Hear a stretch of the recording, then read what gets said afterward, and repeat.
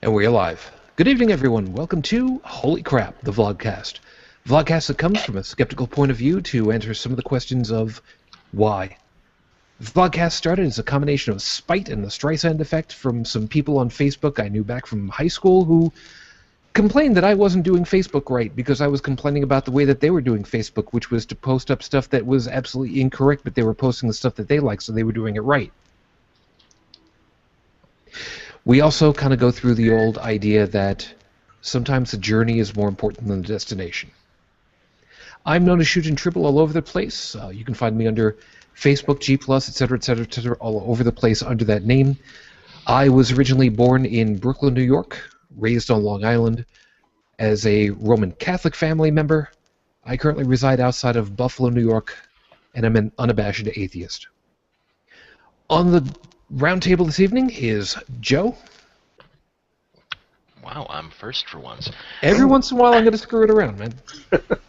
Hi, everybody. My name's Joe. I was born to a Roman Catholic family in Chicago, Illinois. I spent the rest of my childhood in Ohio under Presbyterians. I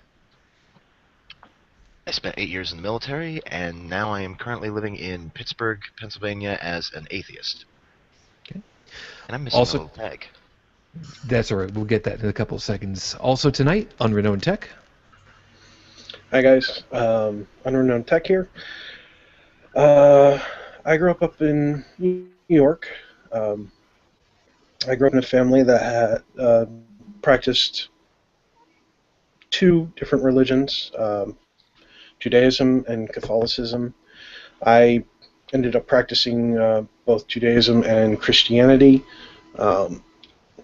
After many years of study, realized it's all a bunch of crap.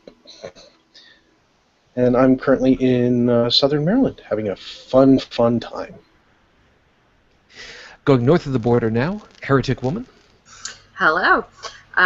Born and raised in Ontario, Canada. Used to belong to the United Church of Canada, which was pretty liberal, and then I got a silly idea to join a Calvinist sect for a while. Don't know why I did that, but been an atheist now for 25 years. Much better that way. And yeah, loving it. And Dallin. Evening, folks. Online name is Dallin. Born in northern Canada to a Lutheran family with a bit of a twist. Religion was not overly important in my family. It was more stress to learn and find your own place in life rather than follow anything in particular.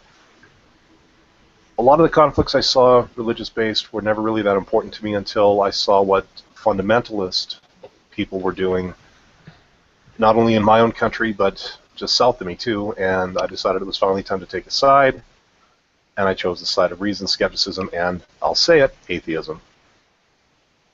All right. Thank you all for joining us. This is episode number, I'm pretty sure I got it right, 44. And I'm going with the title for it of Fool Me Once. And no, this is not a dig at a past American president. Believe it or not, I'm actually taking a line from the old Star Trek series. But before I get to that, with apologies to Heath Enright, get going with the 5-minute freestyle. Now, I've complained on a couple of different times that I didn't know what I was going to be talking about when this point comes up, and as opposed to the Scathing Atheist, where everything is scripted on that, which, holy Jesus, they sound great for a group of scripted guys. At least I'm pretty sure it is. If it isn't, oh my god, I need some of their, like, X Factor or whatever it is that mutants like them have got.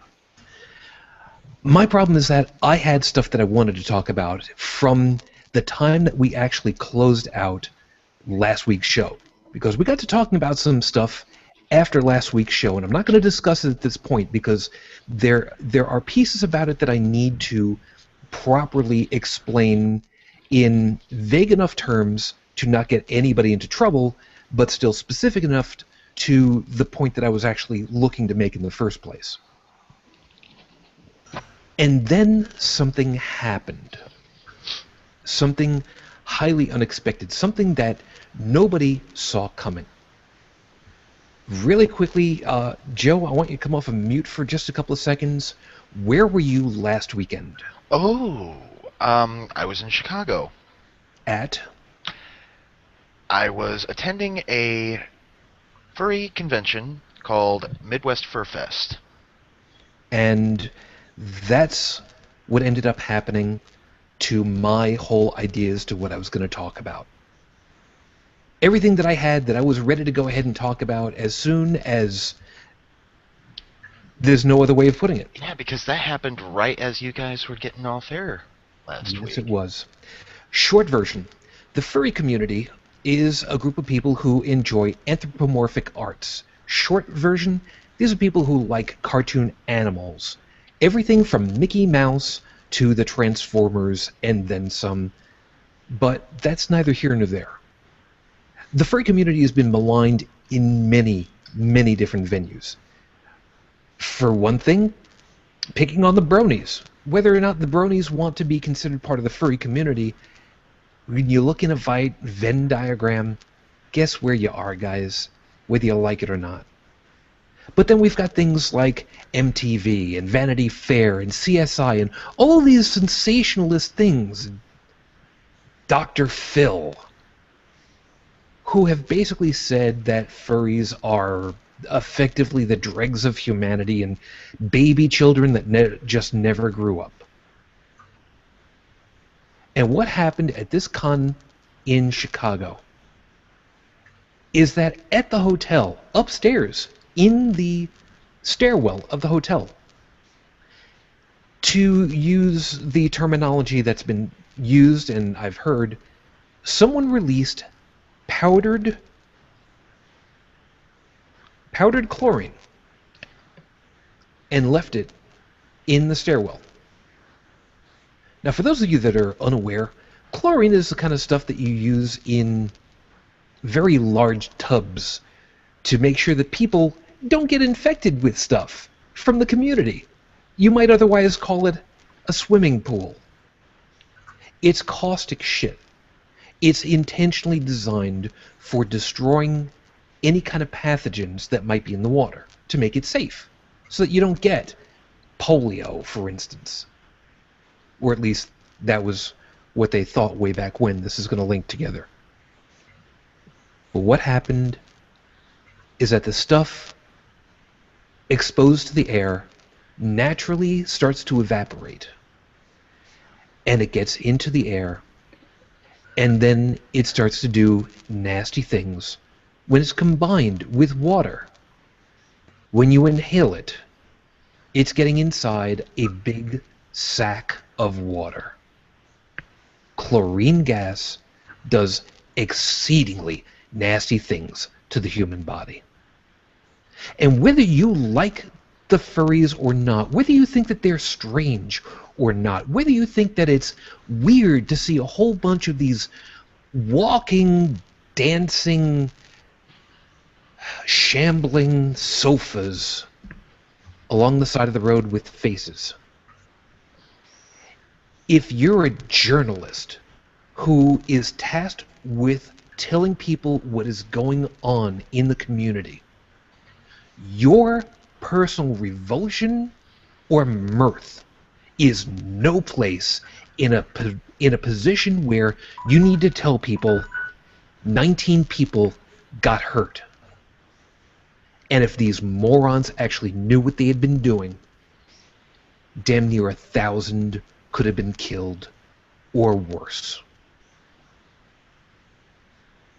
You had one job to do on the newscast. These were your fellow humans. Deal with it, pull up your granny panties, and if you've got to go ahead and get offset, walk towards the cameras, not into their line of sight. You're an abomination to the term journalist. Somebody deserves an apology. And it should be coming from you.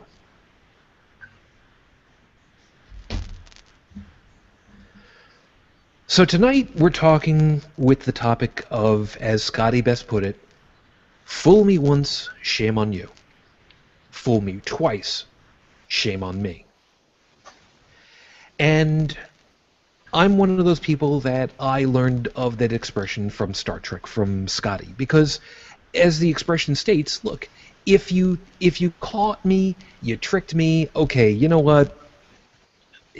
Okay, I didn't see it. I should have seen it coming. All right, you know what? Fine. But if you're going to do it more than once, and I'm stupid enough to have fallen for it twice or more, what the hell does that say about somebody? And that's really what we're going to end up talking about. Because there are a number of things about this that are going to fall into the...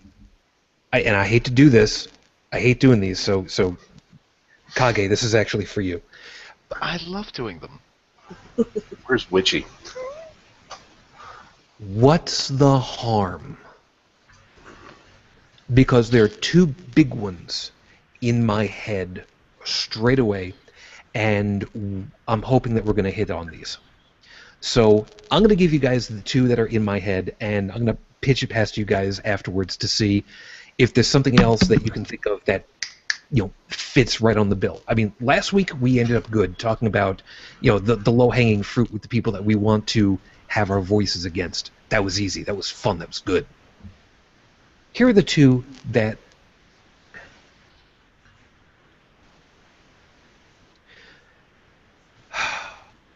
the family in Pennsylvania, the parents who allowed their child to die instead of taking them to the doctor because they thought they could pray the sick away.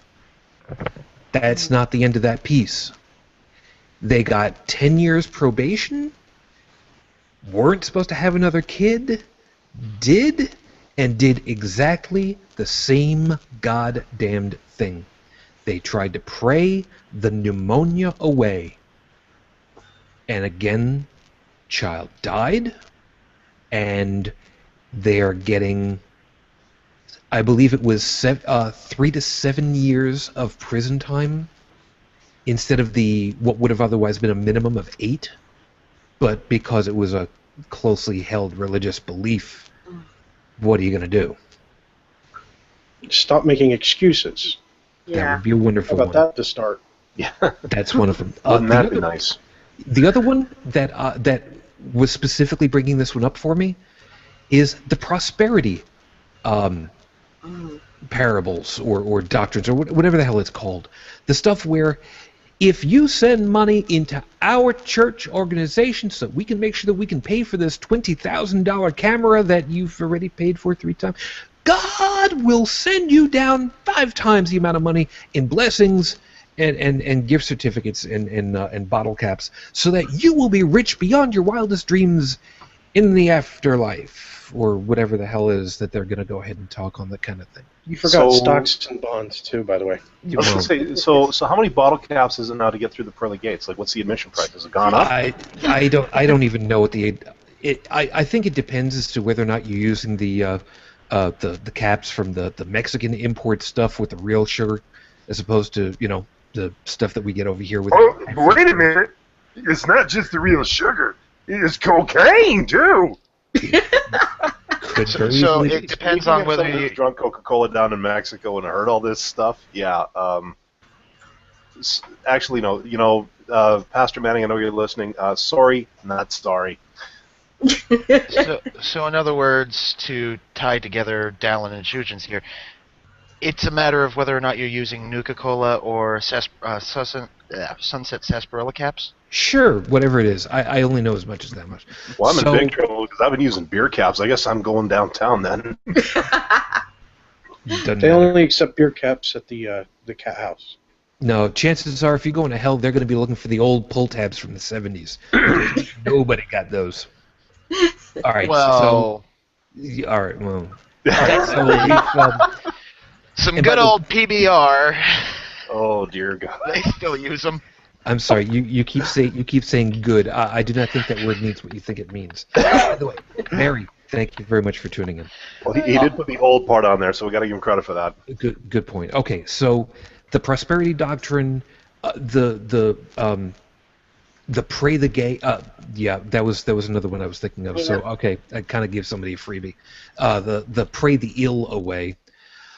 Who else thinks of some other ones where it's been exactly that kind of thing, where you get fooled every time because it's so appealing or whatever the hell? Who wants to drop one over in here? I don't want to just run down the list from everybody again. So Well, along your bottle cap line, there is the one where if you're really poor and you have like no money, you should still give your tithe because Jesus will take care of you, even though you now have no money for food. Mm-hmm. that's a problem. Hi, I'm a Nigerian prince. Great. Now I've got Eddie Murphy stuck in my head. That one took a hiatus for the longest time, and then just not too long ago, on a reply to one of the blogs I have out there, it came back. Only this time it was in Russian. And I almost wanted to email. Prince. Yeah, I almost wanted to email the guy back and say, thank you so much for reviving this. Hopefully, we thought it was dead scam. Have a nice day. So, wait, they were I trying to just sell felt so honored. Were they trying to sell you a wife? No. Well, the last Nigerian to message me didn't want money. No, I finally caught that exchange on Karatify Me, if that's the one you're talking about. Oh, no, that was a Muslim guy. No, Okay. My bad, I equated. That's okay. No, the Nigerian was a whole other ball of wax. Yeah, he thought that, even though I'm happily married, that I should fly to Nigeria because, he could satisfy me. Well, that's all well and good, so long as you don't have to drive through Saudi Arabia, but that's a whole other issue for later. We'll end up Exactly. talking He was about going to that. put the plane ticket and the hotel bill. No. No, you're right. So, let's see. What was? Oh yeah, the Pray the Gay Away thing is. I want to hit that one first because that there is a Velociraptor meme that's been going around that I've seen recently, which the beautiful. So whoever it is that did this one, I don't know who it is that ends up doing a lot of these, but so many of you guys get it spot freaking on. Good on you. And it's Velociraptor is asking if we can find the gene for homosexuality. Would I forget which term they're using for it? I'll just use the religious. Yeah. We'll just leave it with that one. Would the religious people then be for or against aborting it? And I thought that was a fascinating idea because, well, I'm guessing they probably wouldn't be because it's really hard to get those little stones through the little amniocentesis. That was for you, honey. You're welcome. But the Pray the Gay Away thing is one of the most.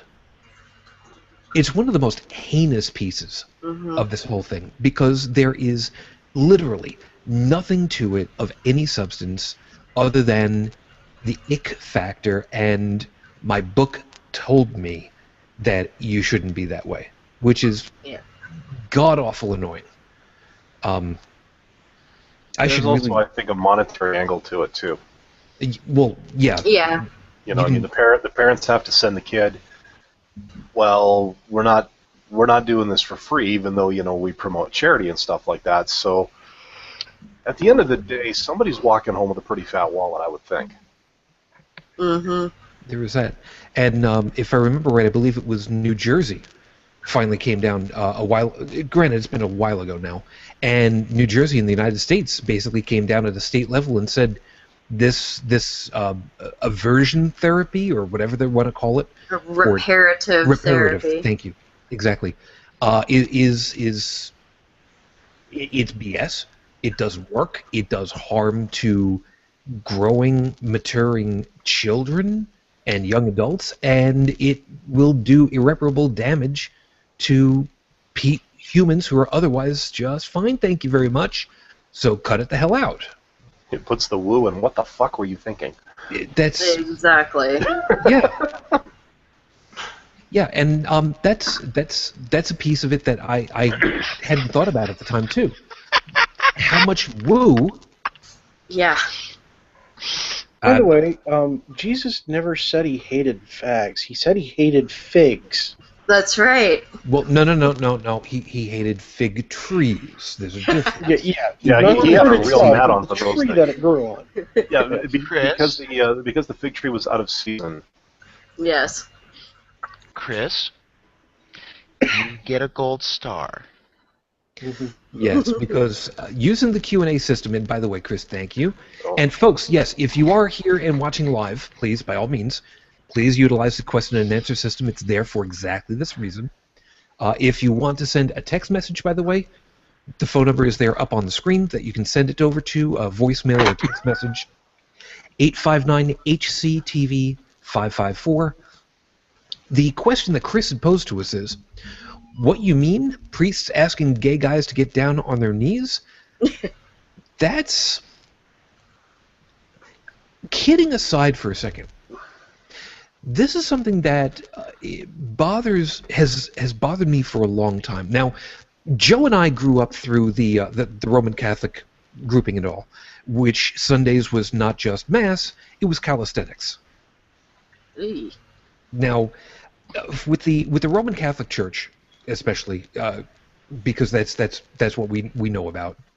You come in, you sit down. You stand up, you sit down, you kneel, you sit, you stand, you sit, you kneel, and it's all up and down, back and forth the whole time. And I'm sorry, but those cushions that fold down from the pew in front of you, they don't do anything. No. Now, I can only speak to this part of it all because this is what I grew up with. This is what I remember and know. You guys have gone through other denominations and whatnot. When it came to going to churches or mosques or synagogue or whatever it was for you guys at the time, was it just sit down, or was it all of this up and down moving and whatnot too for you? Dallin, I'll bring it over your way first, Sure. because you had a little bit of mixy stuff. Well, for us, it was sit down, stand up, for the most part. I started attending an Anglican church when I got engaged the first time, because my now ex-wife was Anglican. Parallels aside, they actually did include a kneeling portion. That was something we never did in ours at the time. So that was the new thing. And yeah, no, we still had cushions, and yeah, they were just as bad. I did attend a Roman Catholic service when I was in Halifax one time. Beautiful church, I must add. Like, I'll say this much for the religious groups. They do some pretty freaking cool architecture. I'm just saying. Oh, yes. Put that out there. But that was the first church I ever found out about, having to kneel in, and it was kind of funny watching, the Catholics come in, and before they sat down, they have to sort of do the crouch kneel, do the thing, and then they can go sit in the pew. I don't know if that's something you two grew up with. Yeah.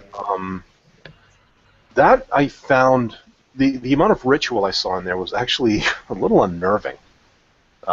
It's like, are they spiking the communion wine or something, or what's going on? Like, there just seemed to be so many emotions and so many things. But where I was from, like I said, it wasn't that adherent. There wasn't a lot of things other than, stand up, sit down, stand up, sit down. Children come up, get the children's sermon. They go to Sunday school. The adults get to sit through all the boring stuff. They pass the plate a lot. Then the plates go up, and then, the priest blesses the money. Just leave that there. And then the money goes away. And I've actually been, I was on one of the church councils, and I actually saw them counting the money and stuff like that. I gotta admit, for a relatively small town, that church was hauling in pretty good. Given that there were 2 Anglican, 1 Roman Catholic, a Pentecostal, a Kingdom Hall. Is that what they call it? Yes. Yeah. Yeah, okay. For the J-Dubs. Yeah. And 1 very beautiful Orthodox church uptown close to where I lived. I mean, granted, we weren't Oklahoma City, but we were pretty damn close. proportional speaking. They still made good. Mind you, this was 20 years ago. A lot's changed. Okay, and Heretic Woman, you had which? Okay, I keep forgetting. Which group was it you got? Well, I started out with the United Church of Canada, and that's probably the most liberal denomination that we have. Mm-hmm. So, I mean, they have gay clergy, they had women clergy as long as I can remember. They perform gay weddings, as far as I know. So that was pretty liberal, and that was the same as Dallin. Like, we would stand to sing a hymn, but everything else was sitting, basically. So, and we usually had 3 hymns per service. I think occasionally they might ask to stand for a prayer too, but yeah, it was just stand, sit, stand, sit, stand, sit. And the Calvinists, now this was a weird little group. They were an offshoot of Dutch Reform.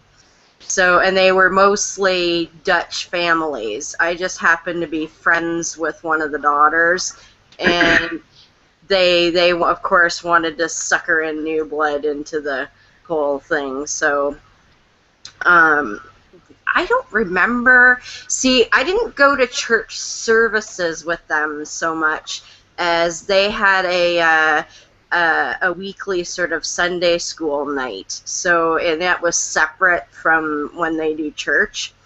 So I only remember going to a couple of church services with them, and that was pretty similar. I don't think they did any kneeling either. But I do remember going to my cousin's first communion in the Catholic church, and also same thing. I'm like, what's with this flippy cushion thing back here, you know? And you break your ankle on. yeah. Well, the ones in my cousin's church, like they would flip up when they weren't being used, and then you would flip it down, I guess, when you were supposed to kneel or something. But I was all of like 12, and I was with another one of my cousins because I'm the 3rd oldest cousin of like 11, so the one getting first communion is like one of 2 that are older than me. And so my other cousin was younger. We were playing with our Cabbage Patch dolls in the pew. So we flipped down the kneeling bar. We're like, oh, we can sit down here and no one can see us playing with our dolls. All right. So and we were way, way back in the church, and I think we were even like behind a pillar, so we couldn't even really see anything anyway, and we were just like, yeah, whatever. And there was like 50 kids getting their first communion, so we couldn't even see which one was our cousin anyway, and we just kind of like, yeah, we're just gonna sit back here. And in the United Church, and this is sort of a demonstration of how liberal they were. When you were, you know, they would bring the little kids up to the front, and then they would take them away they called it junior church or some crap like that, but they would take them away because no little kid wants to sit through a sermon. But if you were too old to go to that, they would actually provide us with clipboards with paper in a baggie with like crayons and crap. So during the sermon, my friend and I would sit there and play like Hangman or X's and O's and crap. So until we were old enough that we figured out, hey, if we run the junior church, then we get to leave too. And so we would take all the little kids down, and all we had to do was like, you know, make them crafts or something, keep them occupied. So that's what we eventually did, so we didn't have to sit through the sermon. There you go. Okay, Tech. How about you? You've also had mixed groupings. Which one was giving you more to keep the blood flowing? I never enjoyed any of it except for a Lutheran church that I went to attend for a little while. Just because I got to play my guitar. You know, I got to go somewhere, play my guitar, have a good time. But, I mean, I visited a Baptist church once, and on the first time I visited a Baptist church, I I pissed him off enough to actually get thrown out, and I did that 2 ways. The first way was I forgot to bring any cash to put into the plate, and I got a lot of dirty looks for that one. You'd be surprised at how many people watch to see whether or not you put money in, and if you do, how much you put in. That's really weird. And then the other thing was I asked why they celebrated a ritualistic cannibalism, and I kindly got tossed out. Wow. Although the pastor over at the Lutheran church thought my question was funny as hell, and when he heard I got thrown out of a Baptist church for it, he laughed his ass off. The guy had a great sense of humor. Well, as far as I know, the Lutheran faith does not believe They don't in the take whole it that seriously. transubstantiation Yeah. Lutherans are like the party goers. Yeah, okay. I guess That's- if you're talking about the lesser of all evils, and maybe Yeah, That's I will honestly say the sermons that I heard from this pastor were definitely. At no time did he talk about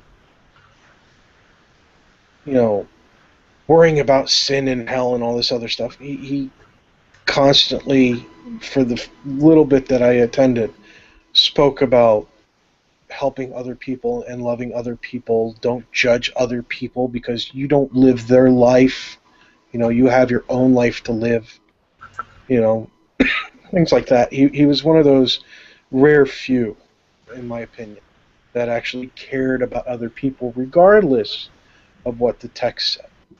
good. Or Okay, regardless of what politics were. all right. So, Now, like I said, that was the few fun times I had. okay, all right. So we've got a couple of pieces over here that I want to tag on.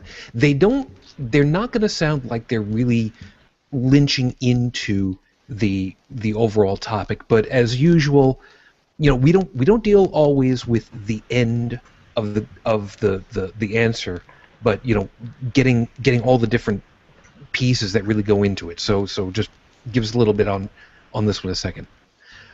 Because specifically talking about the whole Roman Catholic thing, I want to bounce this with you for a sec, Joe.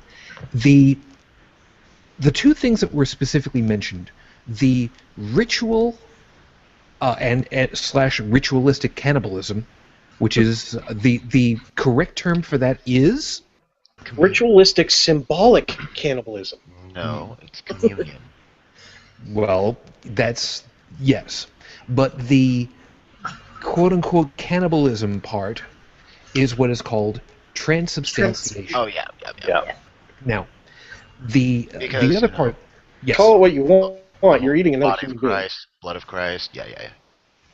Okay, now, for those of us that went through the Catholic realm, the other piece of this that was mentioned was ritual.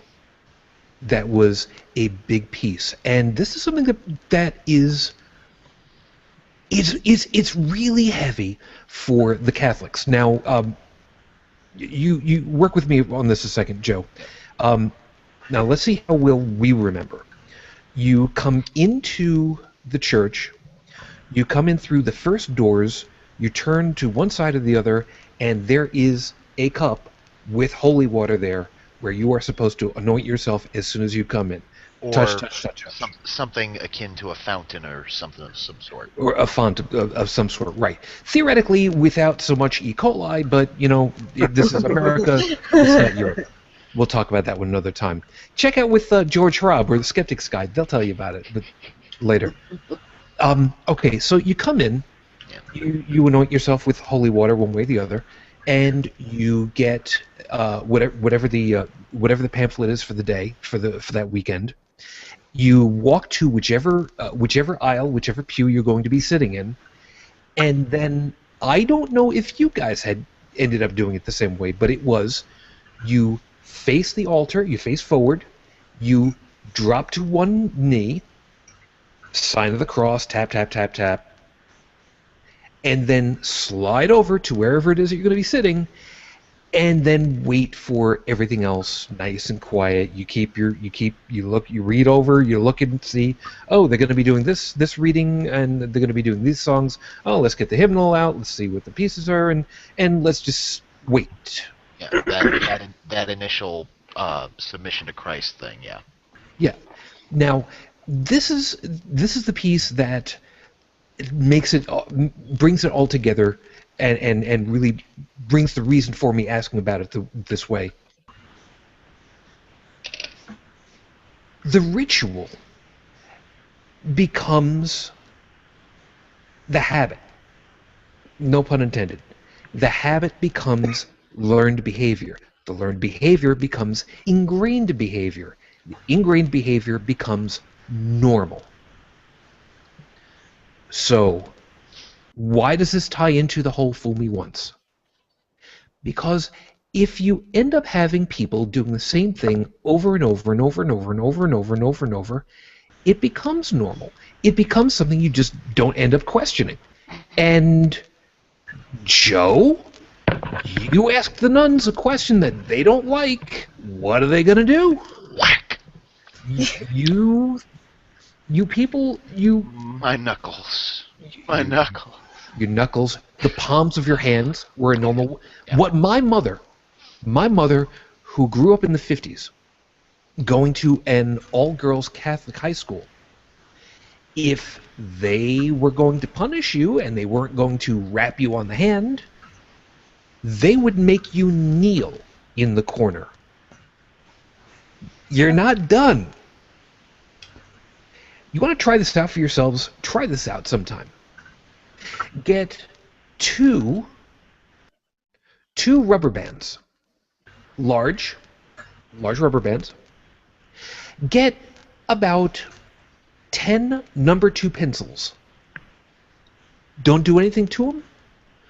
Put them inside of the rubber bands, flat, so you have a little mat for your knees to rest on. And try that out for 2 minutes and see what you think of that. Now, heretic woman, you are female. Yes. We've talked before that the female of the human species have had so much crap thrown on them for no good reason. Schooling in public school, typically on your side of the border, should be pretty much the same as over here. It's all supposed to be equal. It's all supposed to be pretty much, you treat everybody nice, and you don't. Teachers are expected to take care of their charges, not torture the living crap out of them. I don't think that you've ever heard of something like this happening. I would hope. No.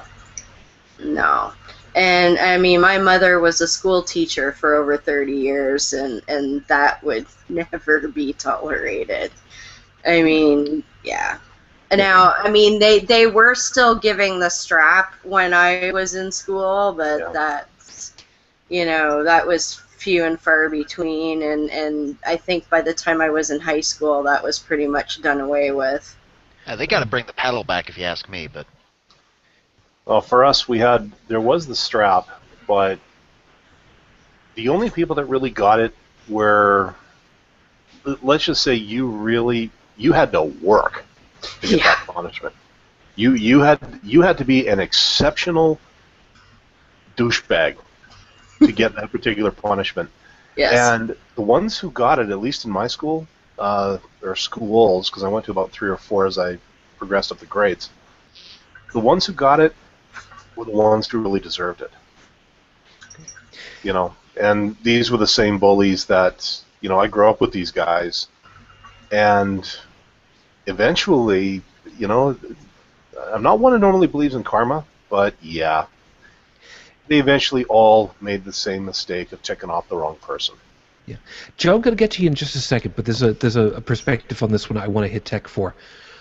Tech, you and I have both got kids currently in school. that kind of thing is virtually non-existent, fortunately, at this point. Those kinds of punishments. And I'm not going to get into the whole it was a different time and place, we should judge it on its merits at that time with its place in the whole, screw that, boys.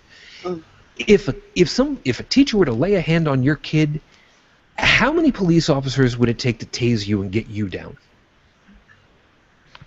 None, because the teacher would be down and out before the police even got there. There you go. See, we understand this is what I like. We understand each other.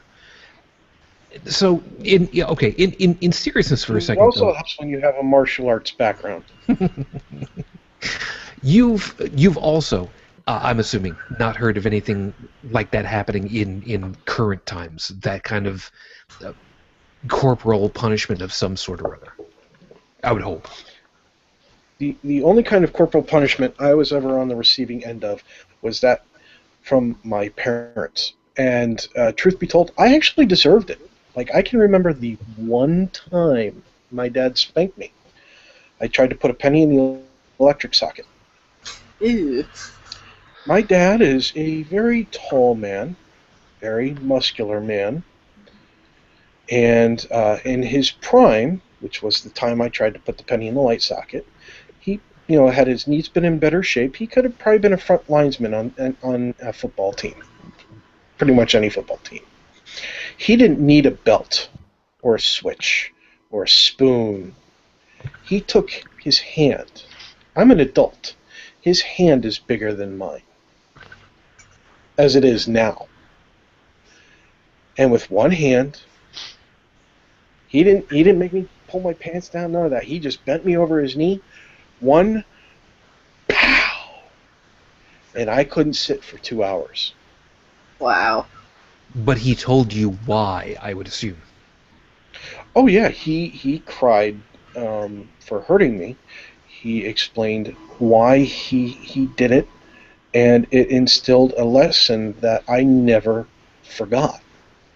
I learned to play safe with electricity after that. There's a damn good reason for that. That wasn't exactly the lesson he was trying to instill, but it was the lesson I learned. Joe. I had several spankings from my mother, and I deserved every single one of them because they were worthy of it. All right, let me get Joe, because I don't want him to lose his track. Well, that's okay. But they were parents. 3 quick things. One, in that situation, allow me to show you how my upbringing was for the latter half of my childhood. My stepfather, the gentleman who I refer to as Dad because he's more than earned it. His method of teaching us in those situations would be to let us do it. He would let me do it, and then after my hair had stopped smoking, he'd be like, "You feel stupid? You look stupid. Yeah. You gonna do that again?" You Okay. only do it once. Now, If you're as lucky. far as punishment goes, my mother, when I was 10 years old, I had gotten talked into shoplifting a bag of Skittles by my brother. I was 10 years old. I was impressionable. I got caught, and my mother had to come home from work, pick me up at the store, and bring me home. When we got home, now usually as far as corporal punishment would go, it'd be my stepfather's thing. But my mother, no, not this time. My mother grabbed a wiffle ball bat, not one of the big ones, the thin ones. Ooh. She grabbed the wiffle ball bat because it was just the first thing she could grab. Bent me over and proceeded to swat my ass until the bat had flattened out along its seams split, and it became 2 ribbons of plastic whip Ooh. that were just slashing across my ass. Pardon the French. And I've never stolen anything since. Jeez. Now, this Even in is, video games, I don't steal things. And, you at least have the presence of mind not to get caught. now Third this, thing, oh, I'm sorry. Go on. one last thing. To answer Chris's question, the Catholic calisthenics, if you have to go to church service, the hatches, the matches, dispatches, to what extent would you join in as an atheist? E.g., do it all, stay seated, or what? I've been in a Catholic church once since I've been a non-practicing atheist, and it was for my sister's wedding.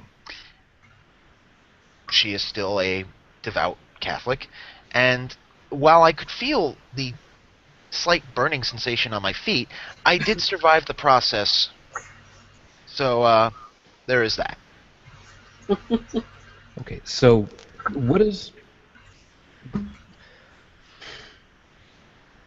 guess where I want to go with this, to wrap onto that before I continue on with the piece that Joe just finished with Chris's question, is that the institutionalized punishment system, as we've seen over time, has gone away because, well, to be perfectly honest, it's not fair. It's easy for somebody to just abuse that system and setup because, well, I don't like the way that this kid operates. I'm gonna throw them out for asking the wrong questions. Or, oh, wait, I have the authority to go ahead and wallop the hell out of their ass? Let me go ahead and do that, because I'm big man. Now, But, yeah. on one matter, there are kids that deserve it, who desperately need it. Now, to be fair, yes. There are some who are habitual offenders. But it should be it should be the parents' responsibility. Which, to all you parents out there, remember, beat your kids. Or minimally, do it the right way. Now, there are... I say it that way because I will admit, there have been times in my daughter's life, Tiny Tribble, where I have spanked her, and I freely admit it. But they are rare occasions, exceedingly rare, because I have been of the opinion of you don't shove somebody towards an answer. If they did something wrong, you don't just grab them by the arm, yank them around, turn them in the right direction as far as you know, and shove them down the road. You guide them, especially a young new life that doesn't really understand the nuance that we do. Because, I mean, let's face it, I've got 40... Let's go with 40... No, hold on. Not a joke on this one. I joke about being 39 years old. I'm not. I am 45 currently. This is why the joke seems to be coming through. We will go with I have approximately 40 years of sentient life and experience to draw off of currently. And of course, that number keeps increasing the older I get, which is, typically a really good thing. And my daughter is 12. She has effectively 7 years of sentient experience to draw on. You take the numbers by that angle, for somebody who has been teaching for a long, long time and has seen a lot of different people and could conceivably, very, very conceivably, become jaded and unhappy or whatever, if they've got the power to do something wrong, at least in the eyes of overall society, like corporal punishment, if it's normal for them to use, they'll end up using it because, as the expression goes, give somebody a hammer, everything starts to look like a nail. But if you're dealing with the family, the people who are actually bringing them up, who see these minds learning day to day to day to day, they've got a hell of a different perspective. And if that kind of kick, uh, so to speak, is necessary, they would be the ones who would be much, much closer to the situation, be much better able to see, is something like that really necessary? And ultimately, even though there are bad examples, it's their family, it's their charge, it's the people that they are entrusted with, the lives and the minds that they're entrusted with to do the right thing. And personally, I wouldn't trust my daughter's well-being for that to somebody other than myself, because, well, it's me. I'm her dad. I'm supposed to. Now, admittedly, there are parents that are less than complimentary with this kind of thing, like the family that we talked about earlier in Pennsylvania. But, we don't want something to become normalized that would otherwise be detrimental. And that's where I was trying to pull that together from. It's a little bit nebulous, and I will admit it.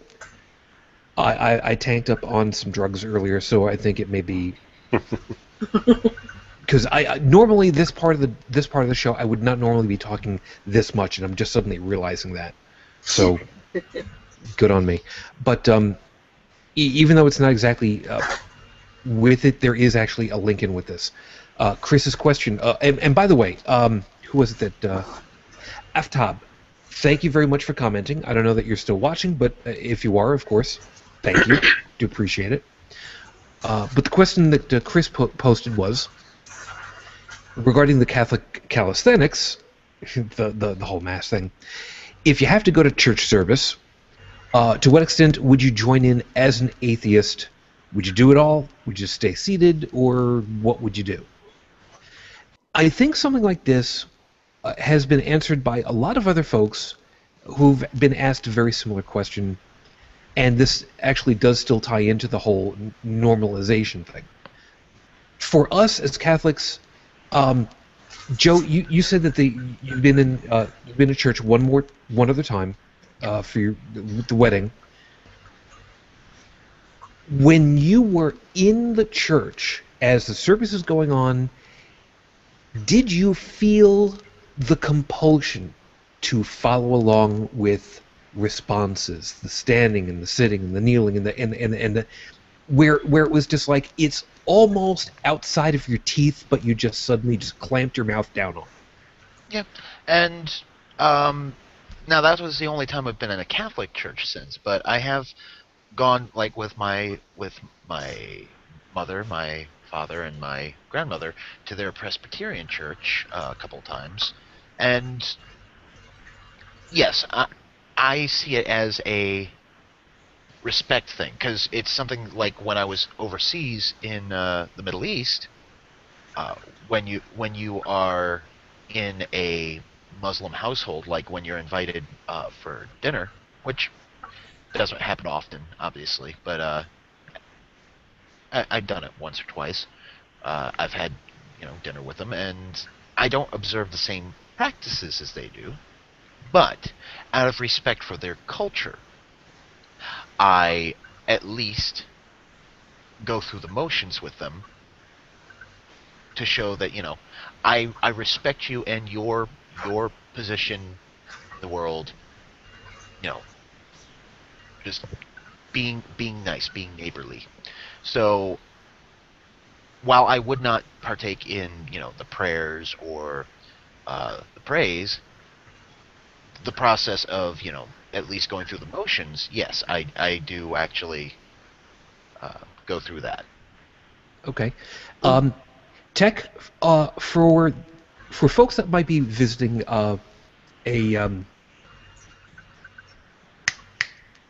Synagogue? Synagogue. Thank you. For some reason, couldn't pull that one out. Thank you. Synagogue or temple, you mean? Yeah. If somebody was visiting who might not be Jewish themselves, would somebody be offered a yarmulke or be offered anything special or Well, first off, if you're a woman, you don't wear a yarmulke. okay. Second, well, not traditionally anyway. Um, you can, let's say you have a friend who's Jewish and they're practicing, and they invite you to go to the temple with them, and you're not Jewish, and you decide to go with them. Wearing the yarmulke at that point is a sign of respect. The other Jewish members of the faith will recognize it as a sign of respect and treat you with respect for showing them respect. If you do not know the things to sing in response, any of that, they're not going to get up in your face about it because they understand that, well, you're not Jewish. You know, you're there, you're being supportive. They're going to cut you a lot of slack. That being said, if you go in and make a fool out of yourself by being an idiot, you're going to be asked to leave. Completely understandable. But there's a lot of leeway. Okay. Down the Lutherans angle, I guess I'll go with that one. If somebody were visiting, or if you were, would you also remember all the things and feel the compulsion to respond? Or I would, again, having grown up with it, I would go through the motions, and I don't see anything wrong with that. You know, somebody from, like, you know, a militant atheist branch would say, no, you should go in and sit down and stand up and challenge the sermon, which, you know, contravenes Will Wheaton's rule of don't be a dick. very good point. You know, there comes a time when you have to sort of pick your battles. Like here on the net, I'd say we're relatively free to, you know, shoot down the points that we're going to shoot down, or you know, counter the claims and everything like that. But when you're actually in a church, chances are you're with family or with a loved one who is a believer. You're attending it for a particular occasion, at least these days for us it is. Like if I went home and it just happened to be on a Sunday, or I happened to be there on a Sunday where my mother wanted to go to church and wanted me to come with, I would go. I would remember everything that I'd done before because the ritual has not changed in 30-some-odd years, at least not since I got that hymn book back in the 70s. I would go through all of it, you know, completely out of respect. You know, maybe I'd even drop a couple of bucks if I had them into the collection plate. But, you know, am I expecting to be, you know, blessed or anything like that? No.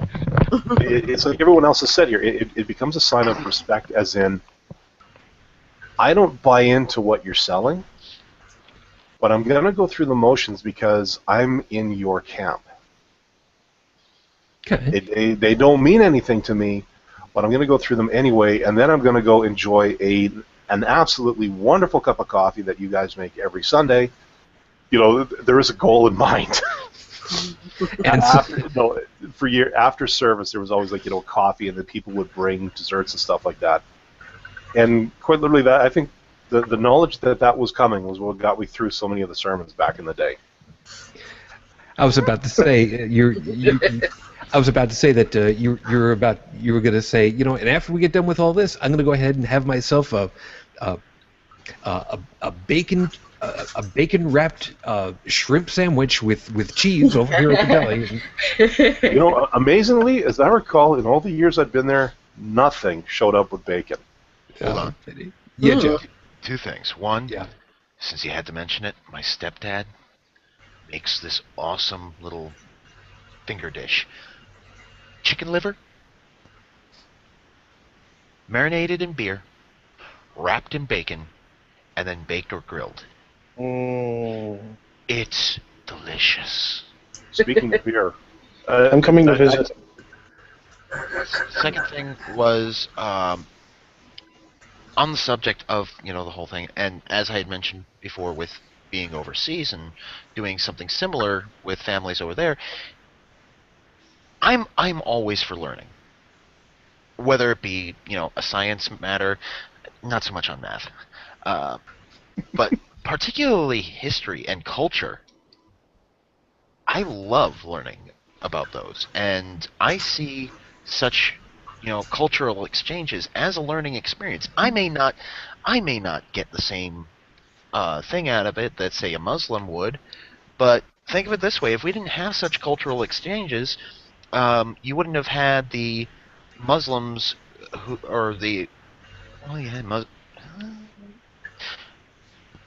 the Arabs, because I think this predates Muslim, and the Greeks who did their exchange Babylon. across the Mediterranean, and then the Arabs maintained that knowledge in their libraries because they were the hub for Europe at the time, Northern Africa at the time, and the Indies and China.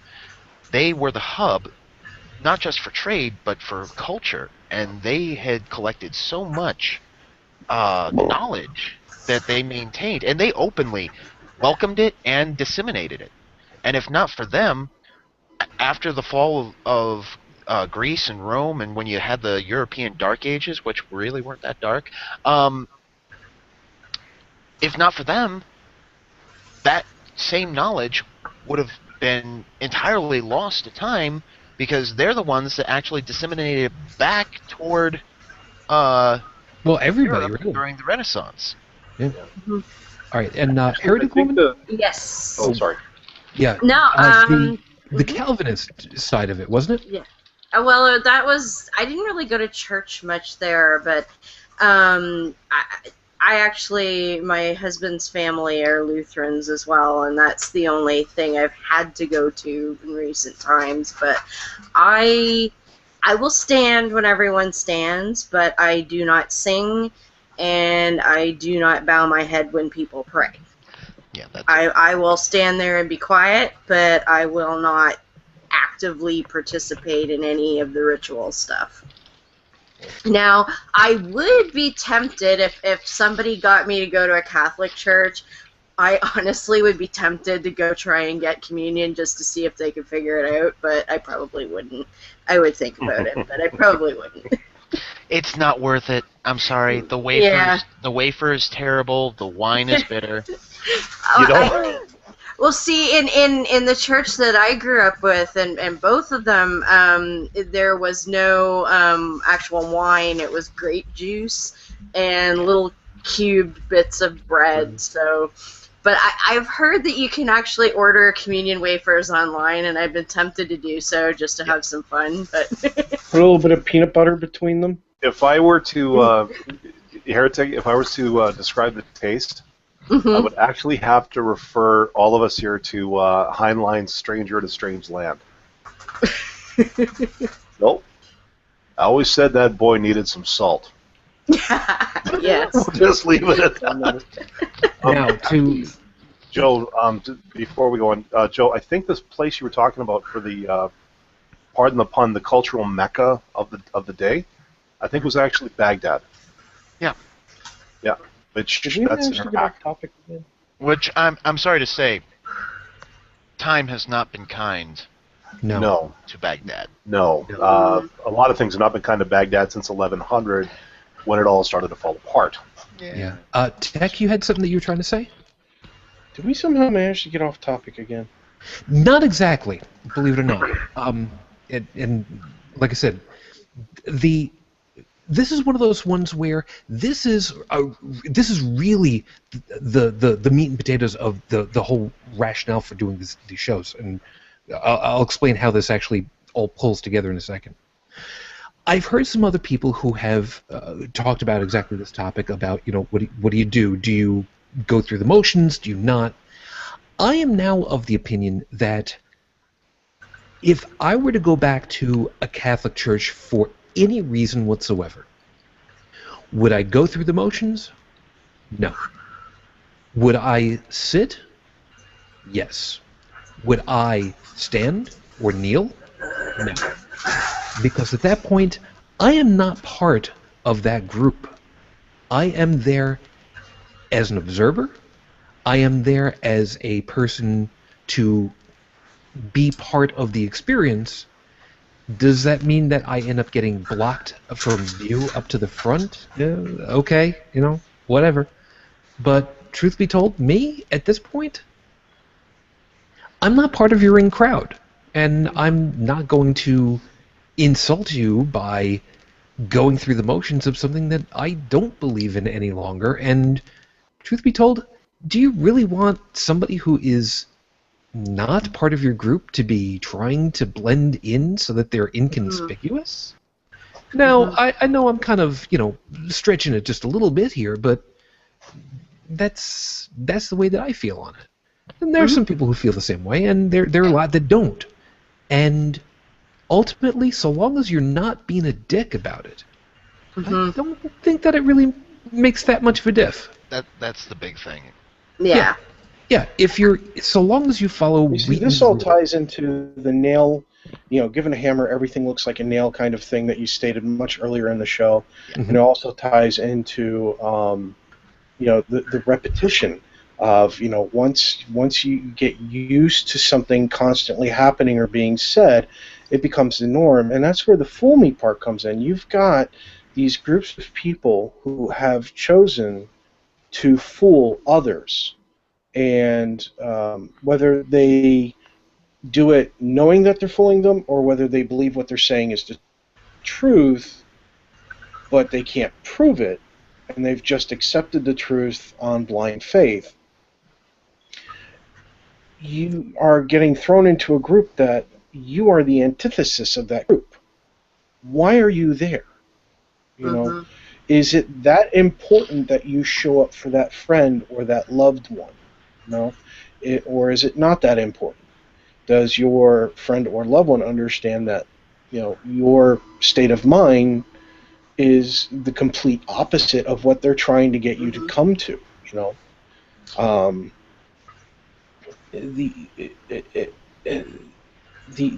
They may think that they're doing you personally the best thing that they can do, but only because that's what's been done to them repeatedly over time.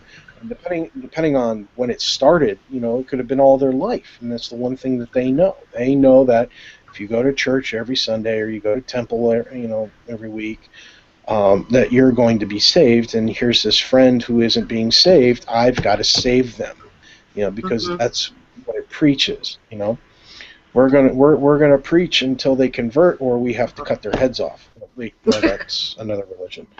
Well, actually, Christianity was, They were I like make that. jokes.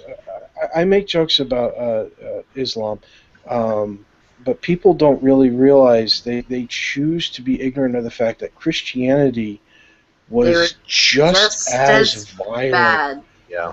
Oh, Yeah. and if you compare the two, if you compare the violent Muslim group, okay, not the nonviolent ones, but the violent ones, and compare them to the historical violent Catholics and Christians, Yep. the Muslims have a long way to catch up Well, on the dead body count. the way I look at it is Islam is about 500 to 600 years behind Christianity, and if you look at where Christianity was 500 to 600 years ago, that's exactly where Islam is right now. It's the same progression. It's just, unfortunately, Islam has access to, automatic weapons and bombs and shit like that. Oh, Yeah. not necessarily Islam, but Okay, well, extremists, what have you. Yeah. And the Christians in that period were more so extremists as well. If you look at the Crusades and the Inquisition and things like that. oh, But yes. but Torquemada. but yeah, Torquemada, what a Sados, man. But it's Let's the face same. it, you can't talk them out of anything. Yeah. But it's the Just got back from same. Auto de Fe. It's the same progression through history. It's just they're that far behind Christianity. Yeah. By the way, to that end, Hun, I you know what? I'll wait to ask that when we're off the air, because if I ask it on the air, it's going to be unfair to it's going to be an unfair question. I don't want to do that now.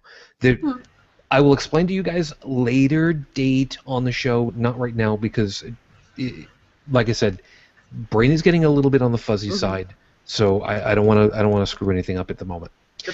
You've been watching and still watching. Holy crap, the VlogCast. We're talking with the topic of fool me once, shame on you. Fool me twice, shame on me. And even though some of these answers and some of these topics seem like they're not exactly on topic, a lot of it comes back to over and over and over again. Well, not to make a pun out of it in particular, repetition, which happens with religions over and over again, because it makes things normalized. It makes them expected. It makes them am I using the right term? The de rigueur? Yeah. Okay. Okay. And if something is normal, if it is the expected piece, why would you go to question it? So to kind of take this guy from a different tack for a couple of seconds, I want to hit that because that ends up being a very interesting piece to kind of deflect other questions. By the way, JM, good morning to you. I hope that you got the hope that you had the opportunity of seeing all the streets lights turn off again, which is wonderful. Bon matin, and may I recommend the omelette du fromage? And have another croissant for me. Chocolate, give me especially. a donut. Give me a donut, and there better not be anything in it. Sir, it's just blueberry jam. It could be hot French semen for all I care. I want a donut and a regular coffee. Oh, PG-13 rating. Been nice knowing you. Sorry. I got to give him credit for the Starbucks joke, though. Yeah, very good, very good. So, yes. Well, it's not even a Starbucks anymore. I can't even get a regular cup of coffee at a 7-Eleven. What could be more basic than a 7 goddamn 11? Sorry, but, kind of quoting Dennis Leary here, but it's true. Yeah. I mean, Dunkin' Donuts. Dunkin' Donuts, you can't even get a regular donut and a coffee anymore. You can at Tim Hortons. Yes! Dunkin' Donuts down the street. You can get a regular, don't worry, now that Burger King's bought it, you guys will be seeing them more down there again. Oh, no, your Canadian mosque has been overtaken. Don't worry about it. Don't worry about it. Anyway, so I'm still waiting for Burger King to start selling poutine.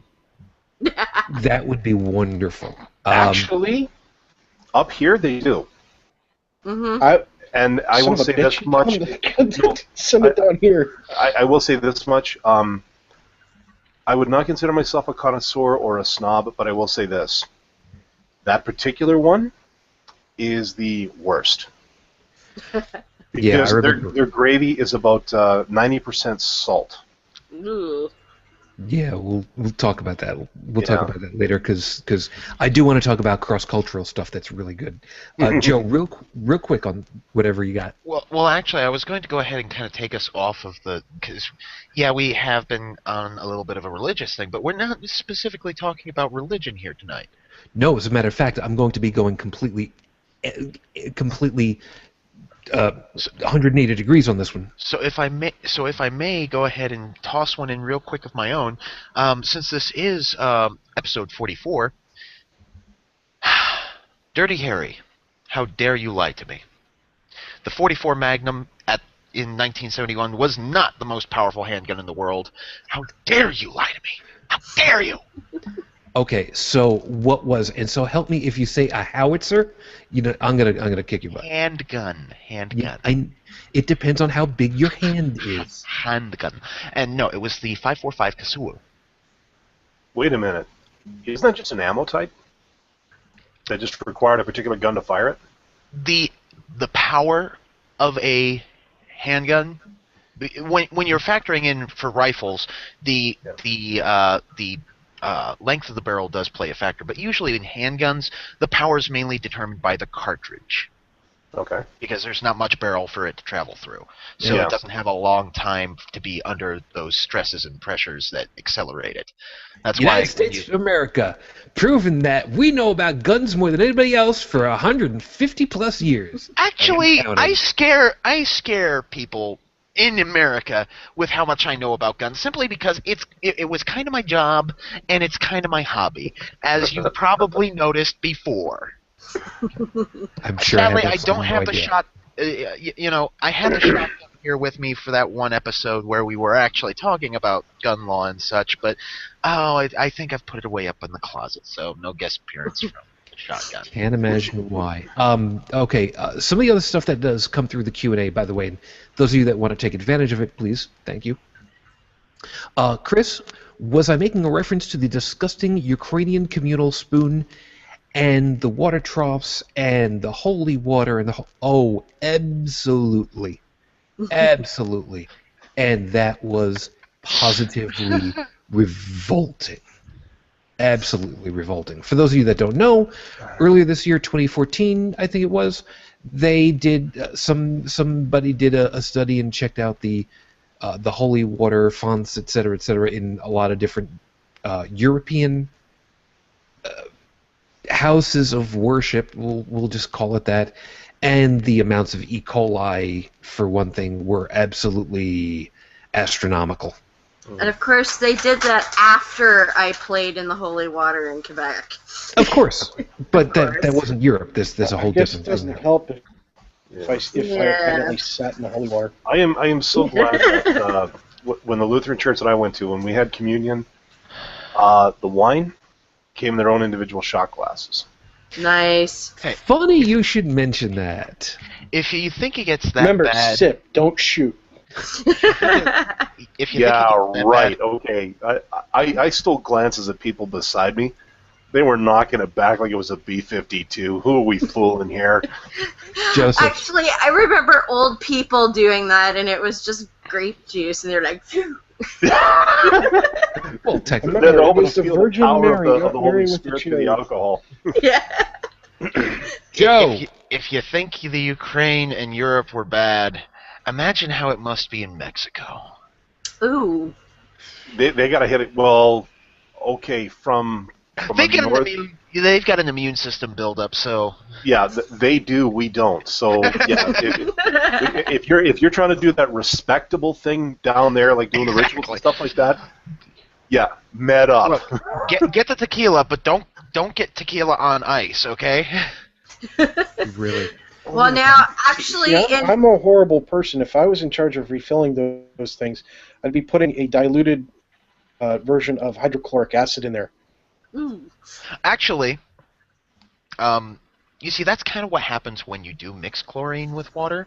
Hence, what we were talking about earlier. But when you add just a small amount of chlorine to a large amount of water, i.e. when you add it to a pool, or when you add a small tablet to drinking water, which is what we did with the military. If you ever look at the canteen pouches, they have this little pocket on the side of them, and that is for chlorine tablets. So that if you're not able to have what we call potable water, that is water that you can drink and cook with, you at least have a means of somewhat purifying water, at least killing the bacteria in it. Because what happens is, when it mixes with that water, it's not much, but it's a small amount of hydrochloric acid that's then mixed in with that water, and it kills bacteria that is in the water. That small amount, however, won't do a lot of harm to you, because you do technically have hydrochloric acid in your stomach, and your body is designed to handle that. The reason why it was such a problem with, the chlorine gas is that, yes, there's water. It mixes with the water in your body, but particularly that in your mucous membranes, in your airway and such. And that's when you mix, a small amount of chlorine with, a small amount of water, you get a very strong acid. And if, in case you can't figure it out, acid in your airway is not good. I'm thinking not. Yeah. What? You can also use iodine to purify your water. I was just about to ask about that. We don't use iodine so often anymore. The chlorine tablets are easier to transport. They're Okay. easier to package. They're easier to. It's just easier all around. Whereas with iodine, you're talking about a glass bottle of liquid that if it breaks, you're SOL. You have to measure out the appropriate drops per gallon. You have to do fractions if your canteen, which most canteens don't hold a gallon, that kind of thing. So it leaves when you have a pre-measured tablet that's designed to purify the amount of water held by your standard issue canteen, that's just easier all around for logistics. Well, that just answered my question. There you go. Okay, now, since we had mentioned about it a little while ago, I did a little bit of really quick hunting, and for those of you that want to go ahead and try to find it on Amazon, apparently, according to this, you can find a box of 1,000 communion wafers available for $20 with free shipping if you bundle it together with $35 worth of merchandise total. Now, So, is, $20 for the same guy 1,000 who- communion wafers, is that and the same, $5.96 for a jar of Jif. is that the same guy who sells the fortune cookies? Or I'm sorry, the proverb cookies. Aha. I don't know, but according to That this, would be it's being funny sold if you through could shape the communion Now, see- wafers into fortune cookies. Oh, And, that's and cut out little snippets from the Bible, from like Psalms or something like There that. we go again. Don't No, know if this guy's no, any no. ideas. My favorite, Ezekiel 23:20. Oh, jeez. which says Go ahead. Not PG, which is not PG-13. by any Yeah, stretch. you're thinking a little bit more Tarantino. But anyway, I stumbled across another one without even thinking about it. Another fool me situation. How dare you bring me a fortune cookie? How dare you lie to me? I opened it up. What does it say? This isn't a fortune. This is some half-assed proverb. Yeah. You didn't even get Confucius right. Well, the sad thing about You didn't fortune even give- cookies is you- that they you didn't are an even give me American lucky numbers. product. They're not Chinese. I know. Yeah. And the only positive thing to come out of them in today's day and age is if you flip the majority of them, if you flip over the paper on the back, you might be able. It might be one of the ones that contains a single word of Chinese, so that you can Right. learn Chinese. Well, And now, even that, Even better. I'm well, sorry. go there's ahead. always the tradition of whatever it says in your fortune cookie, you add in bed on the end Yep. of that. Yeah. Yeah, I've heard that one. well, we And, do uh, with robots at work. If because you we wanna if you hang look with on HR. the back side of the plastic packaging for your fortune cookies, if you can, assuming that you can even read the fly spec font that they've got on there, you might realize that most of these are being made in my old country, Brooklyn. No lie, seriously, Boston. Look them up.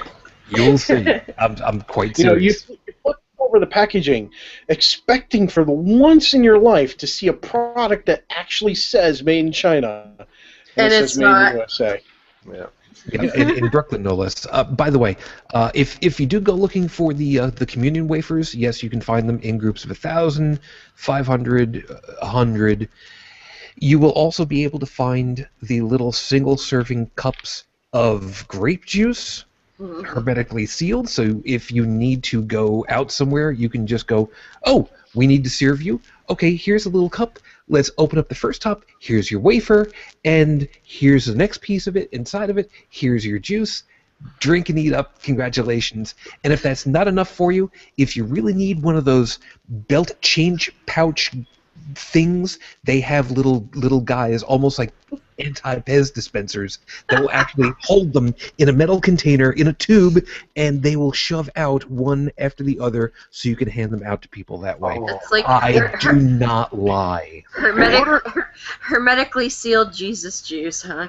Order now, and you can get this free self-flagellation device. See, Again, now, you can find that in Brooklyn anytime too. if I did a Christmas tree, I would get the communion wafers and string them up and put them on the tree. But I have a question: Are I communion honestly think- wafers? Because I never had them. Do they react the same way when they touch a liquid? Do they react the same way an Oreo cookie reacts when it touches milk? It starts to break down. So I was thinking, maybe you could take communion wafer and like dunk it into the cup. No, sadly, Like, here's the thing, no, sorry, I'm a little dry today. I have seen that. I've been thinking. True story. True story. At the Anglican church I was at before, there's a lot of older people. The dentures don't quite work the way they should. So now this particular one, you also took the wine from a single cup, and of course they wiped it. So. Okay. Yeah. All right.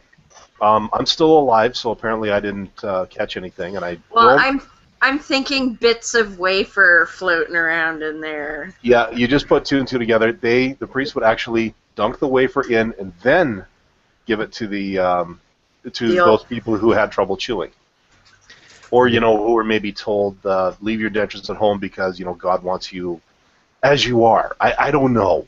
Okay, yeah. I never stopped to ask because A, it was kind of disrespectful, and B, I really didn't care. So you've seen people dunk them. Has any of the churches gone like New Age with them and did like chocolate coating on these things?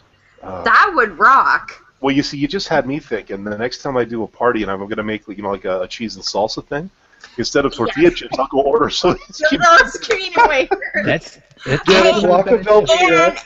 The Del Monte tomatoes, and then the side of communion wafers. And it would be a low sodium option because, of course, they have no salt on them. Well, not only are they low salt, but do they have gluten in them? Are they gluten-free wafers? You can get gluten-free wafers, I've heard. Oh, there you go. Sure, Joe. To answer Chris's question, how come you never get misfortune cookies? Actually, if you go to misfortunecookieshop.com, you can order your own, and they have a little thing where you can put in your own thing. Like, for example, the example they have here is failure teaches success, except in your case. And you can submit this thing and have them print them and put them into cookies, at your pleasure. Wow. Oh, that's awesome. You forgot to add in bed. By the way, if you go looking for the communion wafers, please remember you need to be searching in the Amazon section for, I kid you not, grocery and gourmet food. Right. Even the Irish are like, yeah, you ain't fooling nobody. Yeah. All right. Are the communion wafers made out of a bread product or a potato product? It's like an unleavened bread. It is a bread type of thing. It's a little bit bigger than a Necco wafer. It is not nearly as tasty as a Necco wafer, which says something.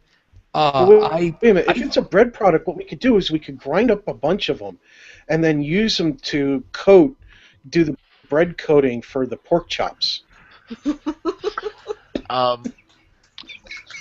It has nothing to do with potatoes. The whole Irish comment actually comes again from a dearest Dennis Leary quote, because he had made a joke about finding a book on, quote, Irish cuisine. Allow me to illustrate the idea of Irish cuisine. You take whatever the hell you have available, you put it in a pot, you boil it for 8 hours, and then you sip it through a straw. No. You have Irish cuisine all wrong. What you do is you pick up the potato and you stare at it, and then you make up your mind whether to eat it as is or wait until it ferments and then drink it. Well, here's a little something that these are kind of like communion wafers. These are from Mexico, and they're called oblias, and they're like a communion wafer, but they have a goat milk caramel in between. You're eating wafers. Goat milk communion wafers as a snack. I fell in love with these in Mexico, and they're pretty awesome. A relative sent them over. You know, it's kind of funny. I can almost loop this back because we got into the whole thing about communion wafers and fortune cookies. Another big difference, at least up here. I can go to like a Chinese food place and get a fortune cookie, and yeah, I get my little fortune with the in bed. You flip it over, you get sometimes 6, maybe 7 lottery numbers. Yeah, Yes. the lucky numbers. Yeah, so then you can go to your lottery booth, get your, now up here we got our Lotto Max or 649 Yep. lottery ticket. It's nothing like the Powerball. I wish we had something like the Powerball up here because 250 million? Yeah, I'm all for that. The best we can do here is 50. But, you know, so you take your lucky numbers, you put them in, you put it away. One guy, one of my old landlords, gave me this one because we were talking lottery one day, and he says to me, you're not buying a ticket per se. What you're buying is hope. Because you're buying it on the hope that the numbers are going to turn in your favor. Now, unlike the fool me once, shame on you, fool me twice, yada yada yada. At least with a lottery, there is a chance, though slim, there does exist a mathematically statistical possibility that you're going to walk away $50 million richer. It's gambling. That is exactly what it is. But it's gambling. It's gambling on the. But there is a statistical proof that at some point you could benefit. You could win. Yes, and what makes the difference between a lottery, I'll tell you about this in a second. A lottery versus gambling is that with a lottery, everybody's odds are the same. Yeah. Whereas with with gambling, the house wins. Yeah. Period. That's why they tell you. That's why the statistics have shown that if you get a randomly generated lottery ticket versus picking your own numbers, you actually have a lower chance of winning. Yeah, but ultimately, if you try to play the odds with gambling, institutionalized gambling, you will lose because the rules are set up in such a fashion that the house wins more often than you do. It doesn't have to be a lot, but it has to be enough to keep the economy rolling. There is an entire city metropolis built on exactly that premise. And guess what? They ain't bankrupt. Consider that. But my point is, with a lottery, there's always hope. Yep. Yeah. You might not win, but it's not a question. Yeah, but it's not a question of being fooled. Whereas, so I could put $20 a week. I used to put $20 a week into lottery tickets. I have had occasions where I've won it back. Days I've won $5, days I've won a free ticket. You know, but I would still play it. But now, if I'm going to put $20 a week into the brass plate at my local church, on the premise that I'm going to be saved, I really am just fooling myself. Yes. You know, that's the big shame on me. Yep. Now, I want to make I want to show something that I know I'm taking a bit of a risk. And no, this is not like the risk of kind of thing as what we had talked about once before. I'm going to take a little bit of a risk of alienating and very likely pissing a few people off. I am making the announcement ahead of time because I want people to understand that if you have some kind of a visceral reaction to what I'm about to do and say, please examine it very carefully and closely, because the argument that I was making about repetition and ritual becoming normalization is incredibly powerful. I have I'll just name it over here. I have a Asian rice cracker, as you can see over here, is actually what it is, sesame flavor in particular. It's basically puffed rice.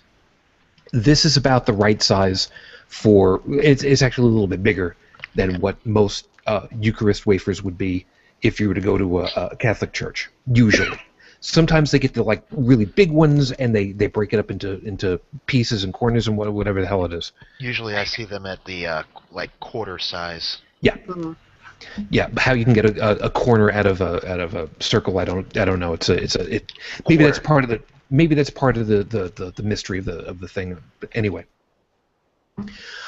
I want folks to just take a notice of what they feel.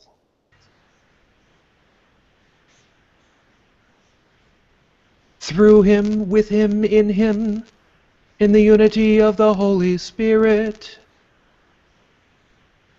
I'm going to stop right there. I have not been to a Catholic Mass in any way, shape, or form since my wife died almost 4 years ago. Here is the reason why I wanted to point Sorry, I this had a out. flashback. That's actually something that I want to hit really quickly. Mhm. Normalization, the repetition, the learned Mhm. behavior, the Yep. instilled peace. How many of us suddenly could flash back and know what the next lines were going to be, and we're like, the next line should be coming. Why isn't the next? Oh, it's not. Oh, okay. And just suddenly, just like the train wreck moment of it's supposed to continue. It doesn't matter at this point. I had it right there, even for myself, and I forced myself to stop. And I have not heard that incantation, and I will call it that, in 9.5 years. But it's instilled in me. It's ingrained in my brain. I can't get rid of it, and I haven't thought Forgot about to it. eat the wafer. Then I can't talk. Oh, maybe that's the kind of the point. Real quick, to paraphrase from NASA, Joe, got it, didn't get it. Yep, got it. Tech, got it, didn't get it. You got it. Heretic woman, Too many years. Dallin. Yeah. There are still prayers in the Lutheran book that I think I could still recite off the top of my head. Exactly the point. That's the harm. That's the fool me once moment. We are adults, well into our adulthood, and we know how much this stuff has been crap for who only knows how many years. And it is so ingrained, it's not even funny. Give me a child until he's 7 years old, I will give you the man. I forget exactly who it was that said it, and I'm probably semi-butchering the quote. It was a Jesuit philosophy, I believe. It very well could have been. The black But robes. bottom line, that's the problem of the repetition, of fooling early and often and continuing, because then it becomes on us to try to deprogram out of it. Now, here's the 180-degree piece that I was going to go with. And I'm going to throw it open for whoever wants to hit on it first.